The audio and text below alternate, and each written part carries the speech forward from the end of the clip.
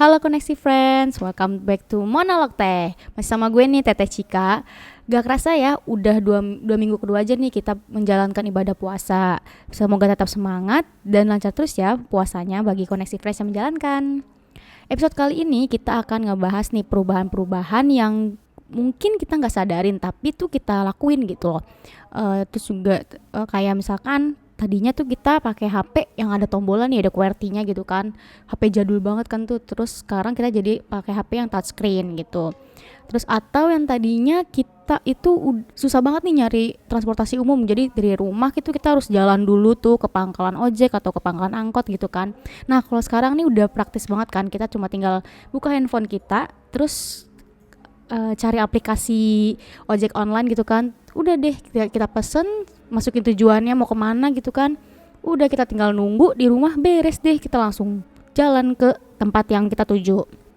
Nah, kalian pernah gak sih ngerasa hampa tanpa internet gitu kan? Karena kan sekarang apa-apa tuh aktivitas kita tuh pasti selalu pakai internet nih. Entah itu kita mau buka Google gitu kan, terus juga media sosial gitu kan. Nah, salah satunya nih, kalau kita mengakses media sosial kan pasti butuh internet. Siapa sih sekarang nih yang gak main media sosial gitu kan? Percaya atau enggak nih, kita tuh sekarang perilaku kita nih itu tuh dirubah sama yang namanya kalau kita ngambil keputusan nih, pasti tuh media sosial tuh membawa pengaruh yang sangat besar banget nih. Kayak kita tuh mau beli barang, pasti kita tuh pasti cari review-review dulu gitu kan. Gak mungkin kita asal-asal main beli, takutnya nanti tiba-tiba barang yang datang jelek gitu kan. Nah, terus pasti kita tuh kalau mau makan apa gitu kan, bingung nih, pasti kita cari di media sosial nih, ada makanan apa ya gitu, terus ada promo apa nih gitu kan. Nah, kalau mau beli baju ataupun celana juga pasti kan kita cari tahu dulu nih merek apa, brand apa nih yang bagus misalkan gitu kan. Jadi kayak misalkan kamu pengennya beli baju di H&M gitu. Nah, kita kan pasti cari tahu dulu nih ada baju apa aja di H&M gitu kan yang pas sama kita gitu. Baru deh kita bisa aja datang ke tokonya langsung ataupun secara online gitu kan. Nah, di media sosial ini berperan penting saat kita nentuin beli apa sama bakalan kita tuh bakalan beli atau enggak gitu kan. Terus kira-kira kalian sadar gak sih kalau media sosial itu ngaruh banget buat kehidupan kita nih secara gak langsung juga. Kita dipaksa untuk mengikuti arus tren yang sedang berkembang saat ini. Kira-kira ada perubahan perilaku apa aja sih di era digital sekarang ini? Yang pertama nih, ada membandingkan kualitas produk dari review di internet. Kayaknya kebiasaan ini tuh kita sering banget nih ngelakuin, karena kalau sebelum beli barang pasti kita cari tahu dulu nih hasil-hasil review-review dari orang-orang yang udah pernah beli nih kan. Terus juga kayak misalkan kita cari tahu bagus atau enggaknya barang itu. Terus juga kalau beli skincare nih, pasti nih kalau skincare tuh, karena kan skincare tuh sensitif banget kan buat kulit kita gitu kan. Kalau nggak cocok pasti kita tuh nyesel banget kan, apalagi recovery-nya tuh pasti lama banget gitu. Jadi pasti kita tuh cari tahu review-reviewnya, ini cocok nggak sih sama kulit kita, bagus atau enggaknya gitu kan. Nah, kita juga bisa cari tahu juga nih manfaat dan kegunaan barang itu tuh. Jadi kita tuh nggak asal main beli aja. Kan sayang kalau asal main beli terus tiba-tiba barang itu nggak bisa kita pakai gitu kan. Nah, terus dengan cuma kita ngandelin Google, terus media sosial ataupun testimoni di toko online shop, kita tuh udah bisa tahu nih review-review dari orang-orang gitu kan. Yang kedua, ada mengutamakan kemudahan pemesanan pembelian. Di era digital sekarang, harga murah itu bukan lagi hal yang satu-satunya menjadi daya tarik bagi orang yang untuk membeli nih. Kalau misalkan harganya lebih mahal tapi kualitas dan pelayanannya lebih bagus, pasti orang itu juga akan mau gitu kan.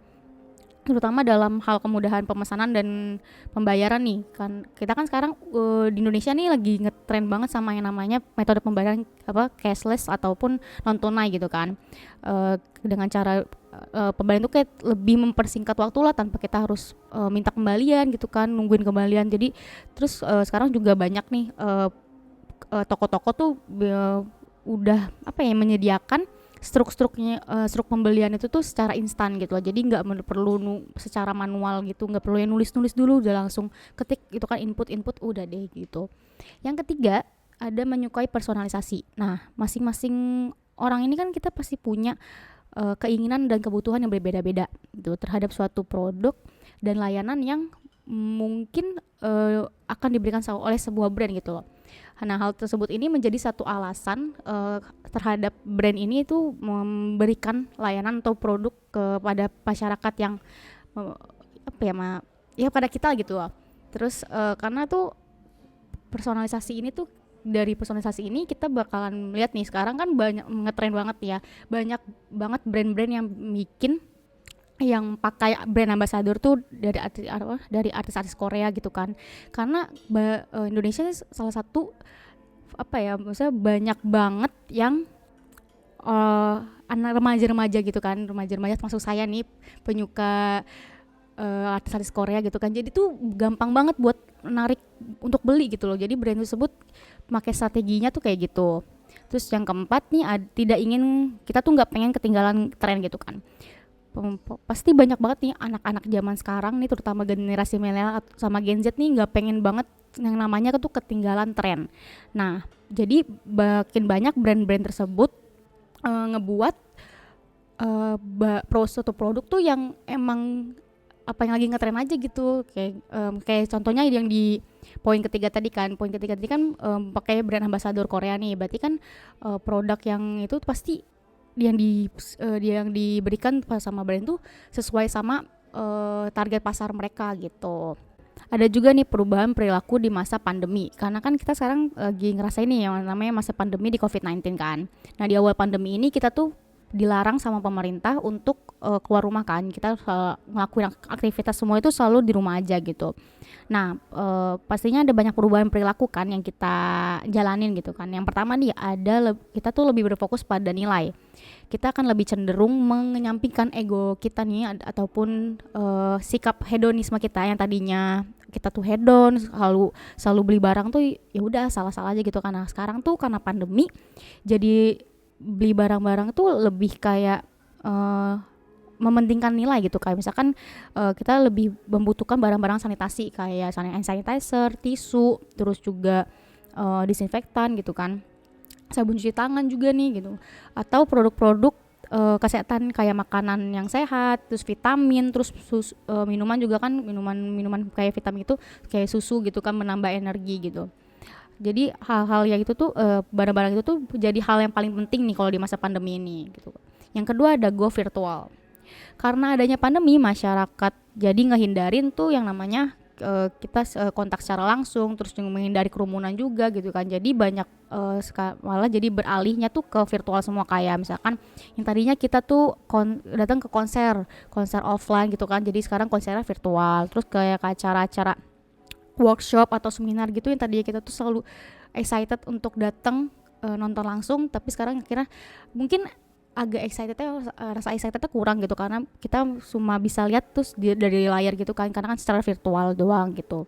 Nah, yang ketiga nih ada pengguna online ini kini bukan hanya generasi kita doang nih, tapi itu generasi orang tua kita tuh ataupun nenek kita nih, bahkan nih udah bisa nggunain yang namanya tuh aplikasi online gitu. Karena kan sekarang kita tuh apa-apa belanja butuhnya kan di online gitu kan, karena kan kita nggak bisa datang ke tokonya langsung gitu kan, jadi lebih sering belanja online gitu. Ada contoh-contoh perubahan perilaku yang tadinya itu kita mungkin udah sering jalanin, tapi itu kita nggak sadar kalau misalkan kita tuh berubah karena dimakan zaman gitu kan. Nah, misalnya yang pertama nih ada kita tuh lebih sering jadinya belanja online daripada kita belanja ke toko langsung. Nah, kayak gue tuh sering banget belanja online di toko oren gitu kan. Pasti tau lah toko oren tuh apa, karena yang pertama tuh lebih praktis, terus juga mungkin harganya lebih murah daripada di toko aslinya. Terus juga kita cuma tinggal nunggu barangnya datang aja gitu, cuma tinggal buka HP, pesan barang tersebut yang kita mau apa, udah deh gitu kan. Terus yang kedua nih kita tuh lebih suka beli yang instan-instan, karena kita tuh generasi milenial nih, terutama sama generasi Z tuh lebih suka yang instan gitu kan. Misalkan kayak kita tuh mau beli minuman nih, tapi takutnya kan kalau misalkan kita lagi di jalan ribet gitu kan, kalau misalkan pakai cup gitu, pegang gimana ya. Tapi kan kalau misalkan kayak ini nih, kayak botol gini nih, kita tuh bisa taruh di tas, terus juga kita tempat takut tumpah nih, kita bisa minum di mana aja. Nah, Konexti ini punya minuman healthy series. Nah, healthy series ini teh yang diinfuse dengan buah-buahan. Itu dia perubahan-perubahan yang terjadi sama kita atau yang terjadi di sekitar kita nih. Mungkin ada yang sadar, ada juga yang gak sadar. Nah, karena sebenarnya tuh perilaku tersebut tuh berubah tuh karena dimakan zaman yang mungkin semakin sini tuh makin canggih gitu kan. Nah, semoga bermanfaat ya buat Connective Friends. Tungguin episode lainnya dari Monolog Teh. Gua Teteh Cika, pamit undur diri. Bye-bye.